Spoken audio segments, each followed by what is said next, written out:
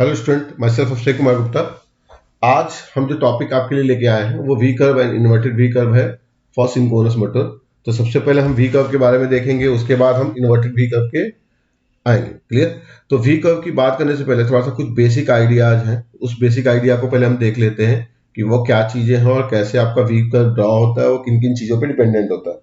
Clear? जैसा कि हम लोगों ने पावर एंगल कैरेक्टरिस्टिक्स निकाला था, इसको हम सिलिंड्रिकल रोटर टाइप मशीन के लिए समझने की कोशिश करेंगे। EF VT upon access sine delta. Clear? तो अगर हम यहां से EF देखें तो EF की वैल्यू क्या आएगी आपकी? EF आएगी आपकी PE Xs upon VT sine delta के बराबर। और आपको जो EF की मिनिमम वैल्यू मिलेगी, यानी मिनिमम एक्साइटेशन आपको कितना प्रोवाइड करना है, अगर वो आप देखना चाहेंगे तो वो क्या हो जाएगा? वो होगा PE एक्सेस अपॉन VT के बराबर। यानी कहने का मतलब क्या हो गया? साइन डेल्टा की वैल्यू ऑब्वियस सी बात है मैक्सिमम यानी 1 के बराबर, तो आपको डेल्टा क्या मिल जाना है? 90 डिग्री। यानी कहने का मतलब क्या हो गया यहाँ पे कि EF मिनिमम और VT के बीच का जो फेजर डिफरेंस होगा वो 90 डिग्री के बराबर। क्लियर? तो इसको समझने के लिए थोड़ा सा हम बस फेजर डायग्राम का सहारा ले लेते हैं।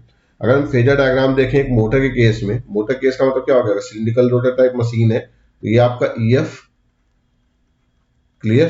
ठीक है, जे एक्सेस और ये टर्मिनल वोल्टेज। और जो भी हमने पावर एंगल कैरेक्टरिस्टिक ड्रॉ की थी वो एक लॉसलेस सिस्टम के लिए हमने ड्रॉ किया था। यहाँ पे इलेक्ट्रिकल आपका इनपुट हो गया और मैकेनिकल आउटपुट हो गया, ये आपका जे एक्सेस। क्लियर? तो अगर हम देखें यहाँ पे, तो यहाँ पे आपको क्या दिख रहा है? P electrical input must be equal to P mechanical output के बराबर। क्लियर? अगर हम यहाँ पे KVL भी अप्लाई करें तो KVL की वैल्यू क्या होगी? VT माइनस JIA एक्सेस की value must be equal to EF। ये हमें देखने को मिलेगा। क्लियर?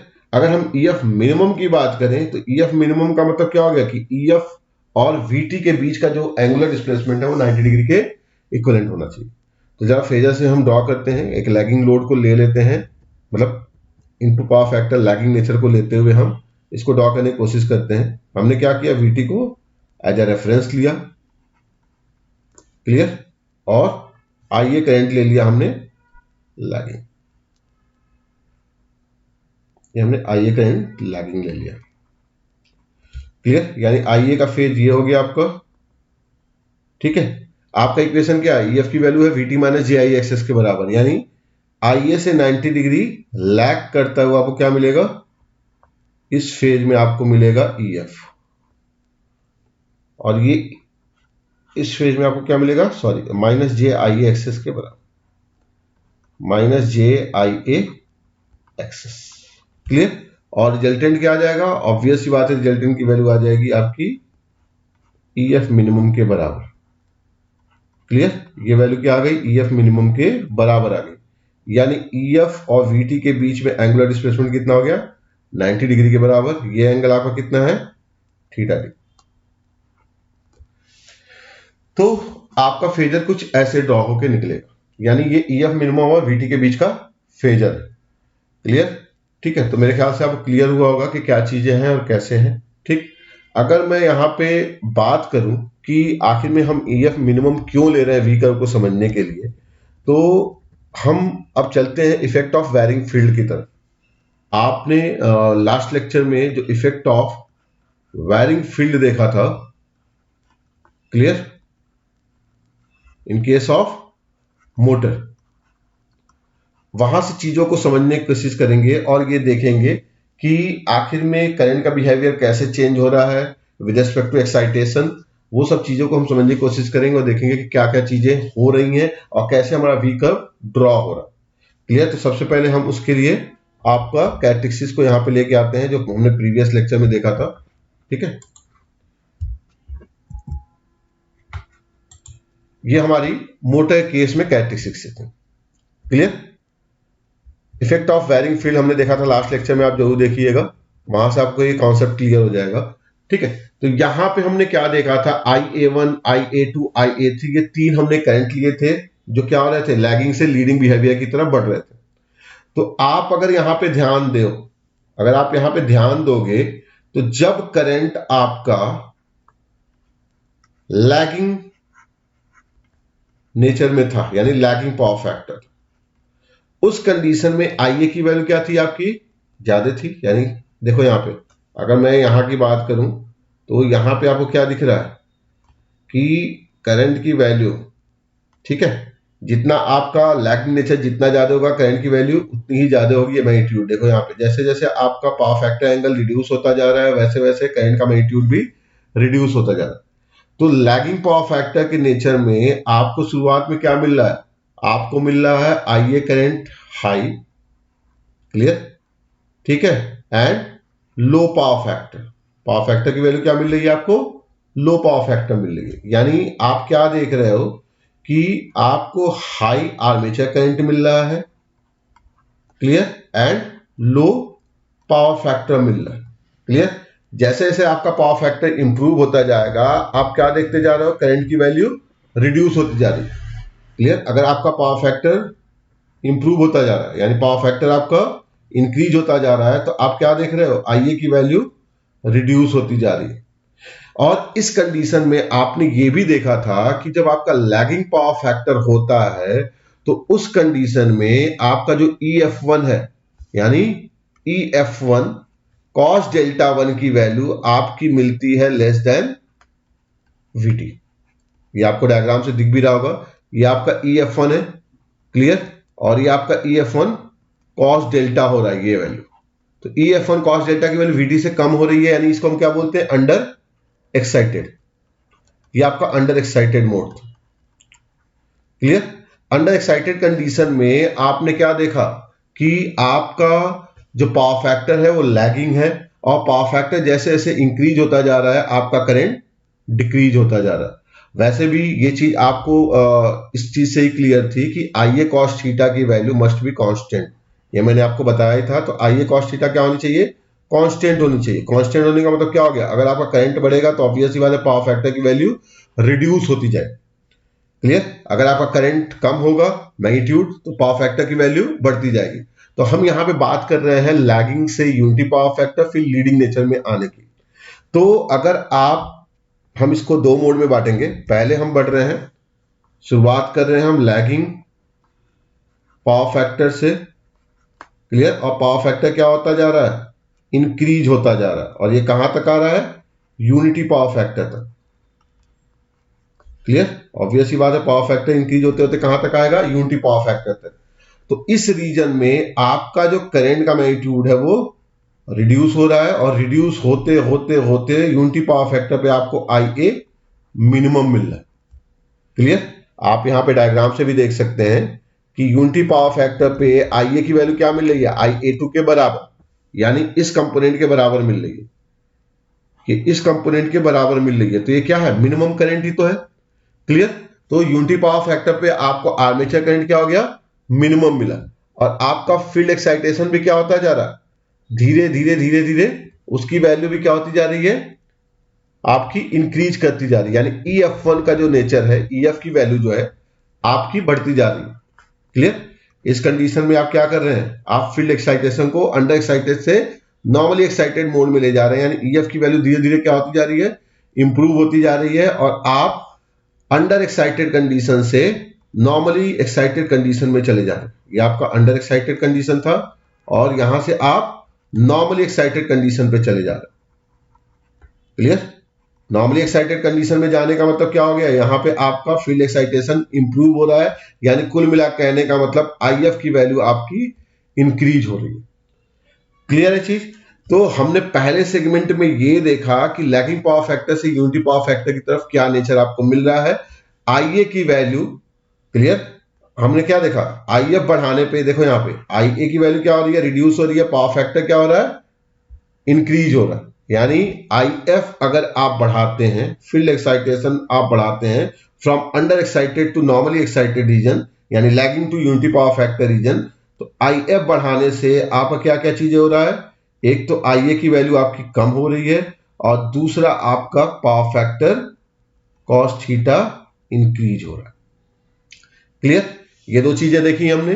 अब हम बढ़ते हैं किस पे, यूनिटी पावर फैक्टर से लीडिंग पावर फैक्टर की तरफ। तो आप देख सकते हैं यहां पे यूनिटी पावर फैक्टर में क्या हो जा रहा है, नॉर्मल एक्साइटेशन। नॉर्मल एक्साइटेशन मतलब क्या हो गया, EF cos डेल्टा की वैल्यू आपकी VT के बराबर हो जा रही है। लेकिन जैसे ही आपका लीडिंग पावर फैक्टर होता है, यानी ये मान लीजिए ये IA3 ये लीडिंग पावर फैक्टर है, क्लियर। जैसे ही आपका लीडिंग पावर फैक्टर होता है तो उस कंडीशन में आपका जो मोटर है वो ओवर एक्साइटेड रीजन में चला जाता है, क्योंकि EF cos डेल्टा की वैल्यू जो आपको यहाँ पर दिख भी रहा होगा कि EF3 cos डेल्टा 3 की वैल्यू ग्रेटर देन VT होगी, यानी ओवर एक्साइटेड रीजन में चला गया, क्लियर। तो IF की वैल्यू अभी भी बढ़ती जा रही है, क्योंकि वो आपका नॉर्मल एक्साइटेड मोड में आया, फिर नॉर्मल से फिर क्या हो रहा है, ओवर एक्साइटेड रीजन में जा रहा है due to the leading nature of current. अब जैसे जैसे करंट की वैल्यू बढ़ती जाएगी वैसे वैसे क्या होता जा रहा है, आप खुद देख रहे हो कर्व में आपका थीटा एंगल जो लीडिंग एंगल है उसकी वैल्यू बढ़ती जाएगी, तो पावर फैक्टर क्या होता जाएगा, रिड्यूस होता जाएगा, और आर्मेचर करंट की वैल्यू आपकी फिर से इंक्रीज होती जाएगी, क्लियर। तो हम क्या देख रहे हैं, सेकेंड रीजन में जब हम यूनिटी पावर फैक्टर या नॉर्मली एक्साइटेड मोड से ओवर एक्साइटेड मोड की तरफ बढ़ते हैं, सेकेंड रीजन में कहां से कहां तक, यूनिटी पावर फैक्टर से लीडिंग पावर फैक्टर की तरफ बढ़ रहे हैं, क्लियर। यानी पावर फैक्टर एंगल आपको क्या एक तरह से क्या हो रहा है, इंक्रीज हो रहा है, क्लियर। तो इस कंडीशन में आप क्या हो रहे हैं, नॉर्मली एक्साइटेड मोड से आप ओवर एक्साइटेशन की तरफ बढ़ रहे हैं। अभी भी क्या होगा, IF की वैल्यू इंक्रीज करती जाएगी। तो जब आप ओवर एक्साइटेशन की तरफ बढ़ रहे हैं तो आप क्या देख पा रहे हैं, यहाँ पे अभी भी IF की वैल्यू क्या हो रही है, इंक्रीज हो रही है, ठीक है। तो इस कंडीशन में आपका जो आर्मेचर करंट है, अभी मैंने आपको फेजर के थ्रू बताया, आर्मेचर करंट की वैल्यू लीडिंग बिहेवियर में इंक्रीज होती जाएगी, पावर फैक्टर एंगल बढ़ता जाएगा, तो पावर फैक्टर आपका कम होता जाएगा। यानी इस जोन की अगर मैं बात करूं, अगर इस जोन के लिए मैं IF का बिहेवियर देखूं, तो IF आप अगर बढ़ाते जाए कहां, नॉर्मल एक्साइटेशन से ओवर एक्साइटेशन, यानी यूनिटी पावर फैक्टर से लीडिंग पावर फैक्टर की तरफ, तो उस कंडीशन में क्या होता है, आपका IA इंक्रीज होता जा रहा है, साथ ही साथ पावर फैक्टर एंगल भी क्या हो रहा है, इंक्रीज हो रहा है। पावर फैक्टर इंक्रीज होने, एंगल इंक्रीज होने का मतलब क्या हो गया, कॉस थीटा की वैल्यू रिड्यूस होती जा रही, क्लियर। तो यहां पे आप क्या देख रहे हो कि जब आप नॉर्मल एक्साइटेशन से ओवर एक्साइटेशन की तरफ बढ़ते हो तो उस कंडीशन में आर्मेचर करंट फिर से इंक्रीज करना शुरू कर देती है, और जितना ही आर्मेचर करंट बढ़ता जाएगा ओवर एक्साइटेशन उतना ही इंप्रूव होता जाएगा, और साथ ही साथ पावर फैक्टर एंगल की वैल्यू भी क्या होती जा रही है, रिड्यूस होती जा रही है, यानी पावर फैक्टर आपका रिड्यूस होता जा रहा है, क्लियर। तो ये चीज हमने देखा, इसी को हमें क्या करना है, कर्व के माध्यम से इसको रिप्रेजेंट करना, और वही क्या होता है, आपका V कर्व होता है। तो अब आप बात करते हैं मेन पैटर्न की, अपने V कर्व,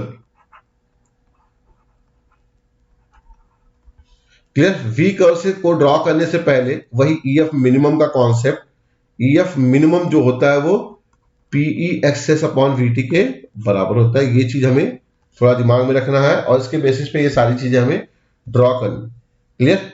तो अब हम चल रहे हैं V कर्व ड्रॉ करने, क्लियर। V कर्व को ड्रॉ करने से पहले जो हमने आइडियल कंडीशन माना था, electrical input must be equal to mechanical output, ये हमारे जहन में होना चाहिए। साथ ही साथ हम अलग अलग लोड कंडीशन को देखते हुए, यानी जो आपका मैकेनिकल लोड है उस अलग अलग लोड पे आपका V कर्व का बिहेवियर क्या होगा, इसको भी हम यहाँ पे समझने करेंगे, कोशिश करेंगे। यानी जो आपका मैकेनिकल लोड है इसको वेरी कराएंगे, क्लियर, और उस बेसिस पे हम देखेंगे कि V कर्व का बिहेवियर क्या हो रहा है। P इलेक्ट्रिकल इनपुट आपका क्या है, हमने अज्यूम कर लिया कि वो 1 पर यूनिट के बराबर, क्लियर, वो क्या है 1 पर यूनिट के बराबर, क्लियर। और आपका mechanical load no load region से फुल लोड रीजन की तरफ जा रहा है, नो लोड से लेके फुल लोड रीजन तक हम वेरी कराएंगे, यानी इसकी वैल्यू जीरो लोड से लेके 1 पर यूनिट लोड तक हम इसको ले जाएंगे, और ये देखेंगे कैसा हमारे V कर्व का नेचर चेंज होता जा रहा है। ये सारी चीजों को हम समझने की कोशिश करेंगे, क्लियर। फिलहाल मैंने क्या बोला, नॉर्मल एक्साइटेशन मतलब मिनिमम एक्साइटेशन। अगर हम मिनिमम एक्साइटेशन की बात करें, पहली चीज तो आप ये क्लियर समझ ले कि ये जो V कर्व होता है वो IA वर्सेज IF के बीच का कर्व होता है। क्या होता है ये, IA वर्सेज IF के बीच का कर्व, क्लियर। इसी को हम जो भी लोकस हमें मिलेगा वही वो V शेप में आता है, और इसी को हम V कर्व भी बोलते हैं, क्लियर। मिनिमम एक्साइटेशन की अगर मैं बात करूं यहां पे, तो जो मिनिमम एक्साइटेशन का लोकस आता है वो कुछ ऐसे आता है,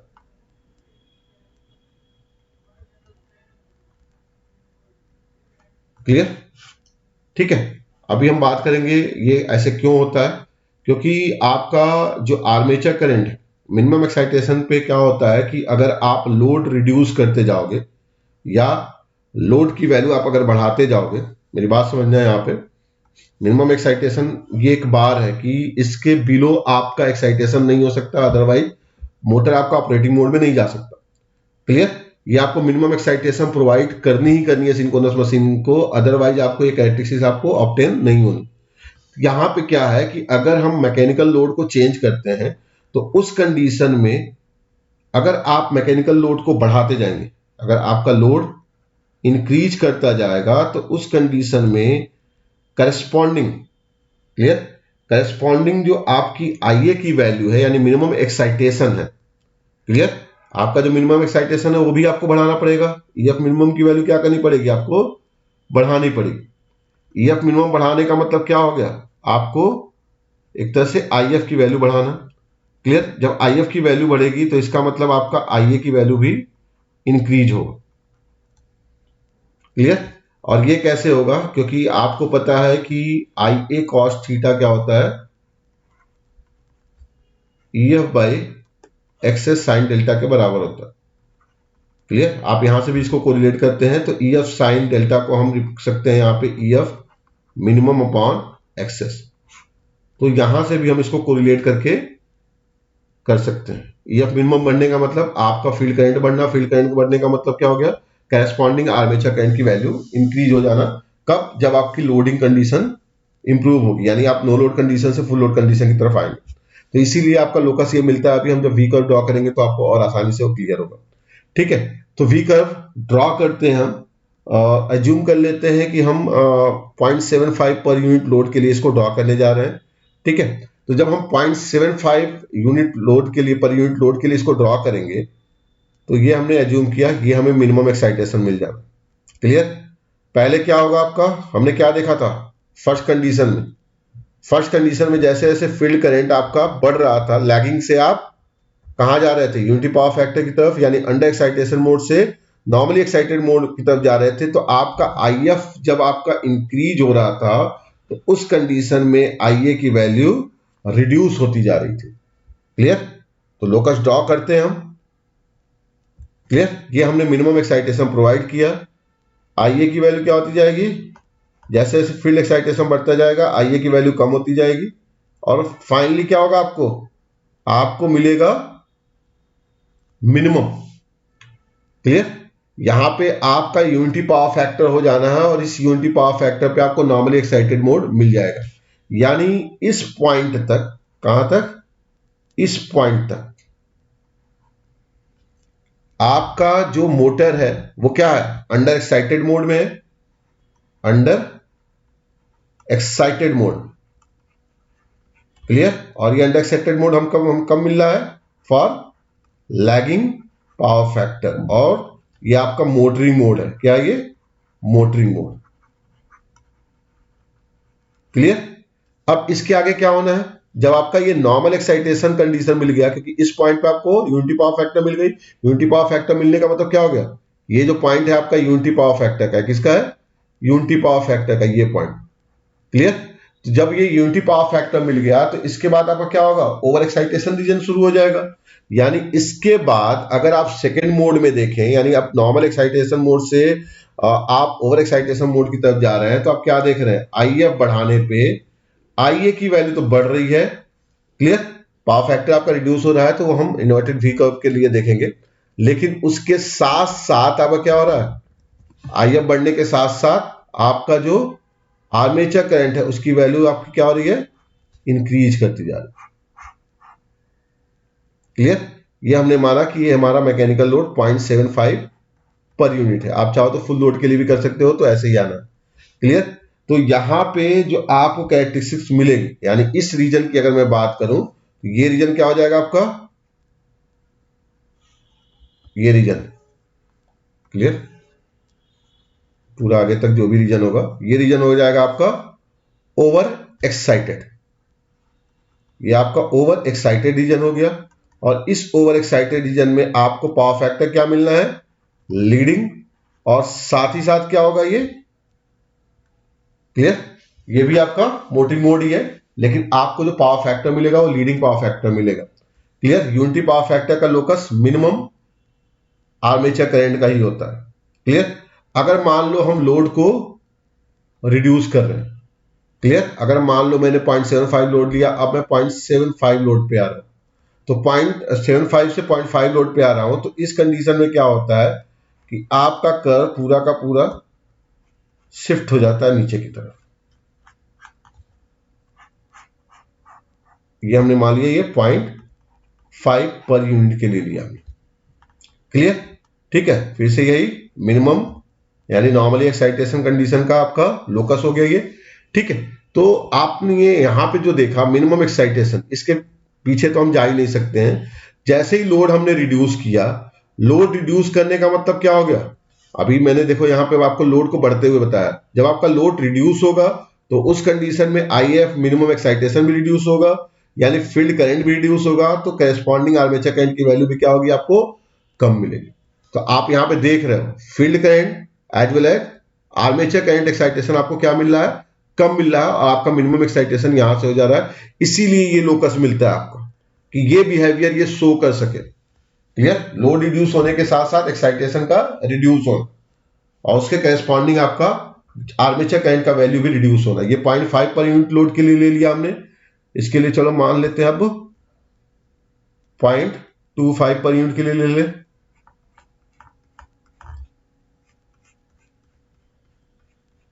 फिर से मिनिमम ये हमने एज्यूम कर लिया, ये 0.25 per unit. Clear, no load condition भी हम ले सकते हैं। नो लोड कंडीशन का मतलब क्या हो गया, आपका एक्साइटेशन एक तरह से IF की वैल्यू क्या हो गई, 0। आपका एक्साइटेशन नहीं है, फिर भी आपको आर्मेचर करंट कुछ ना कुछ मिलेगा, क्योंकि आपका इनपुट इलेक्ट्रिकल पावर है। क्लियर, तो इस कंडीशन में यानी नो लोड कंडीशन में आपको आर्मेचर करंट मिलेगा, और जो V कर्व का लोकस होगा आपको मिनिमम यानी नॉर्मल एक्साइटेशन कंडीशन ये मिला, और ये आपका लोकस यानी ये हो गया आपका 0 पर यूनिट, यानी नो लोड रीजन। क्लियर, बस इस केस में क्या हो गया, आपकी आर्मेचर करंट की वैल्यू नॉर्मल एक्साइटेशन मोड में ये आ गई। तो आप यहां पे क्या देख रहे हैं कि आपको जो नॉर्मल एक्साइटेशन का ये लोकस मिल रहा है, ये आपका क्या हो जाता है, यूनिटी पावर फैक्टर का लोकस।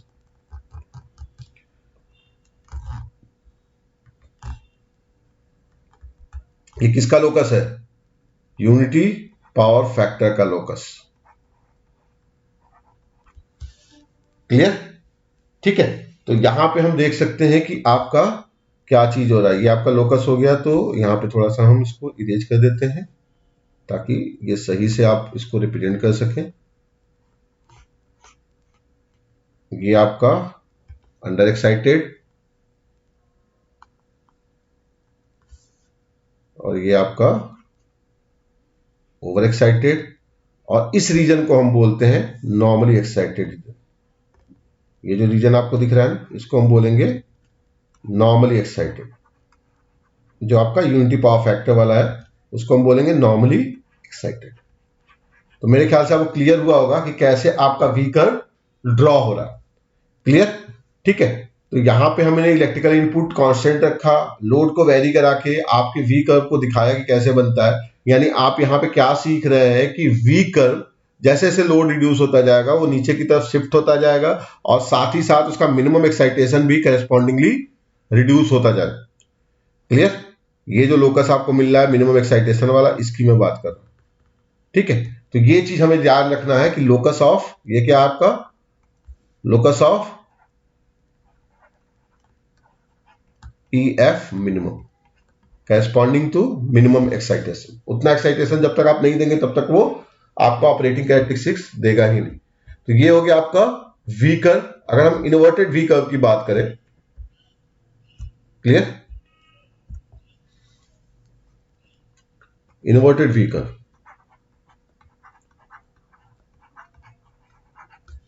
ऑब्वियस सी बात है, इन्वर्टेड V कर्व जो बनता है वो बनता है पावर फैक्टर एंड, देखो यहां पे IA cos थीटा क्या था, आपका कांस्टेंट था, ये हमने देखा था ऊपर। क्लियर, तो जो इन्वर्टेड V कर्व बनता है वो cos थीटा वर्सेस IF के बीच में बनता है। जैसे आपका वी कर्व किसके बीच में था? वी कर्व था आपका IA वर्सेस IF के बीच में, ये आपका था क्या? V curve. क्लियर? अब खुद तुम सोचो, यहाँ पे IA cos थीटा कांस्टेंट है, तो ऑब्वियस ही बात है, अगर IA बढ़ेगा तो cos थीटा कम होगा, IA घटेगा तो cos थीटा बढ़ेगा। तो इसलिए इन्वर्टेड यानी आपका जो वी कर्व आ रहा है उसके जस्ट अपोजिट कर्व का मिलना वही होता है इन्वर्टेड वी कर्व। तो ये cos theta versus field current के बीच में मिलता है। अगर हम इन्वर्टेड वी कर्व ड्रॉ करें यहां पे,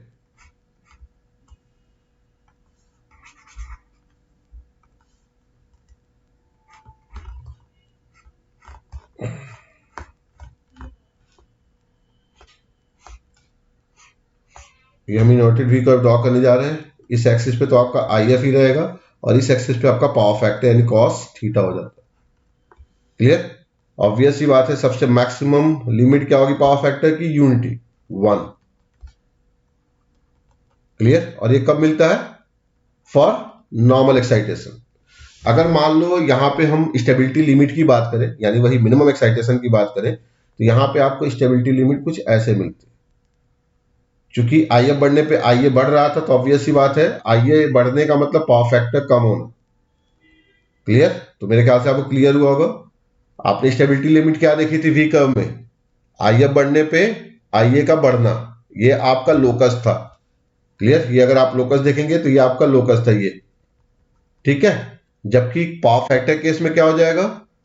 आपका अगर IA बढ़ रहा है तो पावर फैक्टर उसी समय क्या होगा? कम होगा। तो लोकस आपको ये मिले। क्लियर? ये स्टेबिलिटी लिमिट हो गई, यानी मिनिमम एक्साइटेशन का लोकस हो गया। क्लियर? कहीं कहीं स्टेबिलिटी लिमिट भी बोल देते हैं इसको।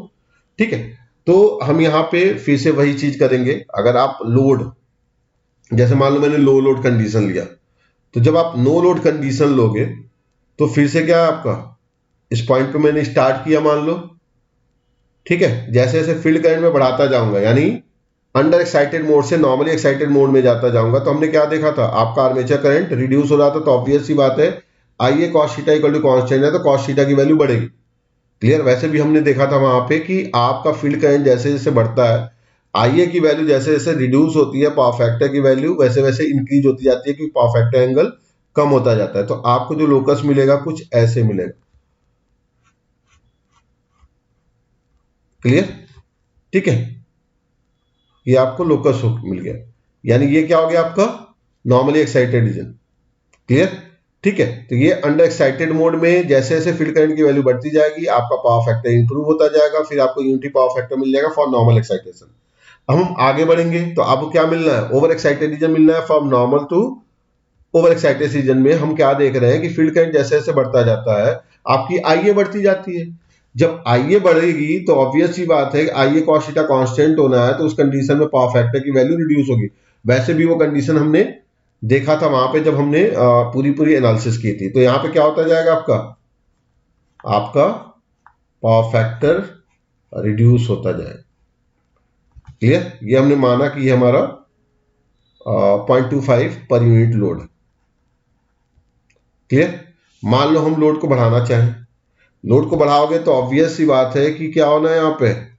जैसे ही लोड को बढ़ाओगे, स्टेबिलिटी लिमिट यानी फील्ड एक्साइटेशन तो बढ़ेगा, बट पावर फैक्टर की वैल्यू रिड्यूस होगी। तो कुछ ऐसे होता है, ये पूरा का पूरा कर्व हॉरिजॉन्टली शिफ्ट हो जाता है एक तरह से। क्लियर? ये आपको यूनिटी पावर फैक्टर मिलेगा और ये आपका इन्वर्टेड वी कर्व। ये हमने एज्यूम कर लिया कि ये 1 पर यूनिट के लिए। क्लियर? तो ये आपको इन्वर्टेड वी कर्व मिल गया। क्लियर?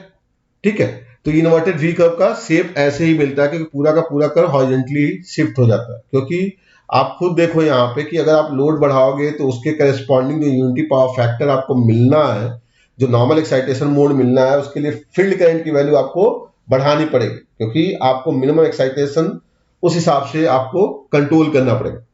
क्लियर? ठीक है, तो मेरे ख्याल से आपको इन्वर्टेड वी कर्व भी क्लियर हुआ होगा कि आप इन्वर्टेड वी कर्व कैसे ड्रॉ करते हैं। ये पूरा का पूरा हॉरिजॉन्टली शिफ्ट हो जाता है। ऐसा मत कर देना कि कई लोग सोचते हैं कि ये वी कर्व है। क्लियर? तो इन्वर्टेड वी कर्व में अगर लोड बढ़ाते जाएंगे तो ऐसा हो जाएगा, ये गलत। ऐसे नहीं होता है इसमें, ये पूरा का पूरा कर्व हॉरिजॉन्टली शिफ्ट हो जाता है। शिफ्ट होने के पीछे यही रीजन है कि लोड बढ़ाने के पे आपका जो नॉर्मल एक्साइटेशन मोड है उस कंडीशन में फील्ड करंट की वैल्यू देखो, यहाँ पे अगर देखें तो फील्ड करंट की वैल्यू यहाँ पे कहीं मिल रही है 0.25 लोड के लिए, और जबकि यहाँ पे जो फील्ड एक्साइटेशन करंट है कुछ ये मिल रहा है यूनिटी पावर फैक्टर के लिए। क्लियर, आपका फील्ड करंट इंक्रीज हो जाता। ठीक है, तो मेरे ख्याल से आपको इन्वर्टेड वी कर्व भी क्लियर हुआ होगा कि कैसे इन्वर्टेड वी कर्व हम ड्रॉ करते हैं। नेक्स्ट लेक्चर में हम देखेंगे सिंक्रोनस कंडेंसर के बारे में। ठीक है, थैंक यू वेरी मच।